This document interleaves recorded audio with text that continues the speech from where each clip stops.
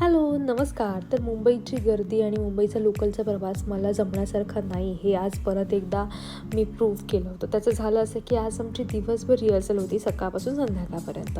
त्यामुळे मी सकाळी आवरून वगैरे लवकर बाहेर पडण्याचा प्रयत्न केला. पण आज संडे होता, मेगा ब्लॉग होता आणि त्याच्यामध्ये ट्रेन एवढ्या लेट येत होत्या ना, की त्या एकतर भरूनही येत होत्या आणि प्लस प्लॅटफॉर्मला गर्दी होतही होती.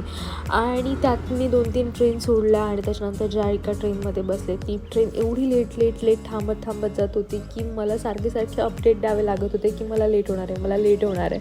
आणि त्याच्याहून हाईट अशी, की मी करी रोडला ट्रेन थांबलीच नाही. करी रोडला पण थांबली नाही, चिंचपोकळीला पण थांबली नाही, डायरेक्ट भायखळ्याला जाऊन थांबली आणि त्याच्यामुळे मला परत भायखळ्यावरून रिटर्न यावं लागलं. आणि ह्या सगळ्या गडबडीमध्ये परत मी काही शूट नाही केलं, कारण की माझी ऑलरेडी खूप चिडचिड झाली होती.